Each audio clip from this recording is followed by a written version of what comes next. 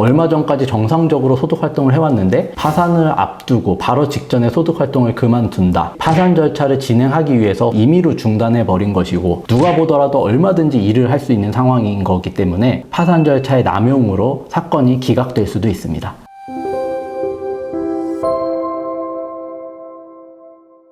끝까지 싸워서 이기겠습니다. 젠틀한 싸움 딱 유익상 변호사입니다. 오늘 영상에서는 개인 파산과 개인 회생 자격에 대해서 비교해서 설명드리려고 하는데 내가 어떤 상황에 처해 있는지 객관적으로 잘 판단이 안 되시는 분들 같은 경우는 오늘 영상 끝까지 시청해 주시면 어느 정도 판단하시는데 도움이 되실 것 같습니다. 최근 감사하게도 저희 유튜브 채널 보시고 저희 사무실에 회생파산 진행하겠다 이렇게 문의 주신 분들이 많이 계셨어요. 상담 팀장님하고 저하고 같이 연락을 드렸었는데요. 근데 뭐 저희 상담 팀장님하고 상담하신 의뢰인 분들께서도 누구보다도 월등한 전문성을 가지고 오랜 경력도 보유하고 계시고 해서 만족하셨다는 말씀도 많이 해주셔서 감사했고, 그럼에도 저하고 통화를 원하시거나 직접 방문하셨던 분들은 대부분은 제가 다 직접 만나 뵙고 상담 드렸고, 앞으로도 저하고 직접 대면 상담을 희망하시거나 전화 상담 희망하신다면은 언제든지 주저하지 마시고 연락 주시면 반드시 연락은 드리도록 하겠습니다. 저희 사무실에서 파산 업무는 하지 않는 거냐 이렇게 말씀하시는 분들도 계셔서 파산 업무 당연히 하고 있고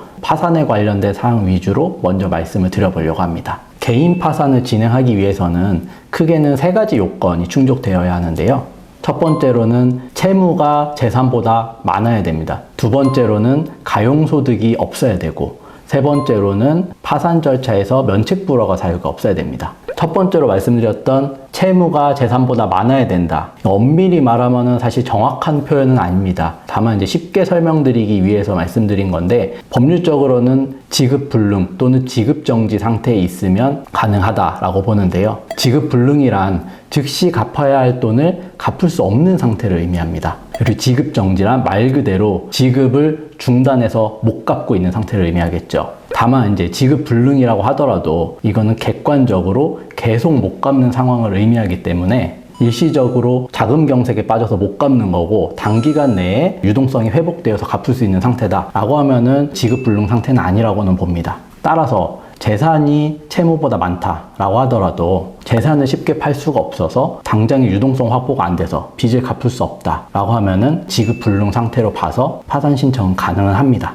그리고 두 번째로 말씀드렸던 가용소득에 대해서 말씀드릴 건데요. 가용소득이란 월 소득에서 생계비를 공제하고 남는 금액을 의미를 합니다. 그래서 2023년 기준으로 1인 생계비가 124만 원이라고 말씀드렸잖아요. 그러니까 예를 들어서 내 실수령 월급이 224만 원이다 라고 하면 거기서 124만 원을 빼면 100만 원이 남으니까 100만 원이 가용소득이 되겠죠. 그런데 가용소득이 없는 경우라고 하면은 1인 가구 기준으로 124만 원이 안 되는 거죠. 실수령 월급이. 그런 경우라면 남는 돈이 없으니까 회생 절차를 통해서 갚을 수가 없겠죠. 이런 분들은 파산을 진행하실 수 있는 요건이 되는 겁니다. 그러면 가용소득이 없어야 된다라는 측면에서 상담하다 보면은 파산하고 싶은데 지금 일 그만두면 소득이 아예 없어지는 거니까 파산 진행할 수 있는 거 아닙니까? 이렇게 문의해 주시는 분들도 좀 있으세요. 그런데 장애나 질병이 없고 얼마 전까지 정상적으로 소득활동을 해왔는데 파산을 앞두고 바로 직전에 소득활동을 그만둔다. 이거는 단지 파산 절차를 진행하기 위해서 소득활동을 임의로 중단해버린 것이고 누가 보더라도 얼마든지 일을 할 수 있는 상황인 거기 때문에 이런 경우는 파산 절차의 남용으로 사건이 기각될 수도 있습니다. 근데 반대로 사고나 질병, 기타 이제 특이한 개인적인 사정으로 더 이상 소득 활동을 할 수 없는 경우다 라고 한다면 가용소득이 없으니까 파산 절차를 진행하실 수 있겠죠. 마지막으로 면책불허가 사유에 대해서 말씀드릴 텐데, 면책불허가 사유는 낭비, 도박, 주식, 코인,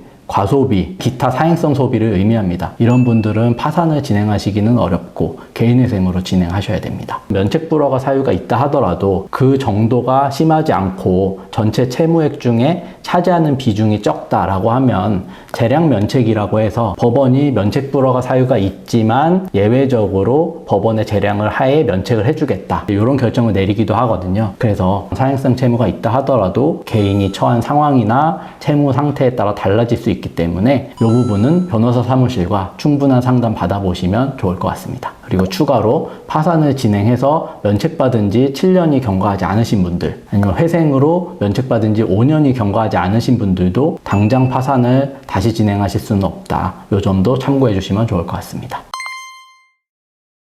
개인 파산하고 비교해서 개인회생 자격에 대해서도 이제 말씀드려 볼 텐데, 개인회생도 크게는 3가지 요건을 갖추면 진행할 수 있다라고 보시면 될 것 같습니다. 파산하고 마찬가지로 첫 번째로는 채무가 재산보다 많아야 되고, 두 번째로 가용소득이 있어야 됩니다. 그리고 세 번째로는 총 변제금이 내 재산 가치보다 많아야 됩니다. 청산가치 보장의 원칙이라고 하죠. 그래서 하나씩 설명드려 보면, 첫 번째, 채무가 재산보다 많아야 되는 것. 이 부분은 파산하고 동일합니다. 다만 파산의 경우에는 채무 액수에 대한 제한이 없는데, 개인회생 같은 경우는 무담보 10억, 그리고 담보부 채무 15억 원 이하의 채무를 부담하고 있어야 됩니다. 담보부 채무라고 한다면 부동산이나 자동차를 담보로 우리가 돈을 빌리고, 그러면 거기에 근저당이 설정되어 있죠. 아니면은 채권을 담보로 빌린다라고 했을 때도 뭐 질권이 설정되어 있고, 이런 경우들을 의미합니다. 그래서 이런 담보부 채무가 15억을 넘어간다 라고 하면 개인회생 절차를 통해서 진행하실 수는 없고, 일반회생이나 간이회생 절차, 아니면 경우에 따라서 이제 파산 절차를 진행해야 될 수도 있습니다. 그리고 두 번째로는 가용소득에 관한 부분인데, 파산은 가용소득이 없어야 된다라고 말씀드렸는데, 회생은 반대로 매월 일정 금액씩 갚을 수 있기 때문에 가용소득이 있어야 되고, 소득은 급여소득뿐만 아니라 사업소득, 아르바이트, 파트타임, 일용직, 기타 프리랜서, 아니면 뭐 연금소득이라도 무방합니다. 그리고 세 번째로 청산가치 보장의 원칙을 충족을 해야 되는데,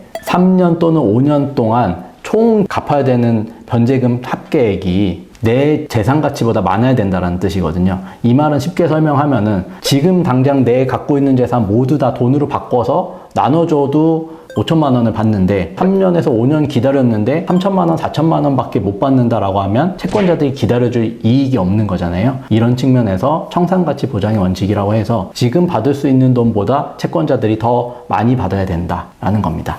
그리고 마지막으로, 원칙적으로 회생 같은 경우는 주식, 코인, 도박, 사치, 유흥, 기타 사행성 채무들은 이런 채무가 있다 하더라도 면책불허가 사유가 아니기 때문에 진행하시는 데는 문제는 없습니다. 다만 사행성 행위와 같은 일부 불성실한 채무 사용의 경우에는 이런 행위들로 돈을 다 소비해 버렸다고 하더라도 법원은 그걸 계속 갖고 있는 걸로 간주해서 청산가치에 반영하도록 하기 때문에 변제금이 올라갈 수 있는 요소로 작용할 수 있다라는 점은 기억하시면 좋을 것 같습니다. 이상 오늘은 개인 파산과 개인회생 진행 자격을 비교하면서 설명을 드렸는데, 잘 이해가 안 되시거나 내가 자격이 되는지 궁금하신 분들은 고정 댓글에 남겨져 있는 저희 사무실 홈페이지나 전화로 문의 주셔도 좋고, 아니면 댓글 자체로 문의 주셔도 확인하고 답변 드리도록 하겠습니다. 이상 오늘 영상 도움되셨다면 구독과 좋아요도 부탁드리겠습니다. 감사합니다.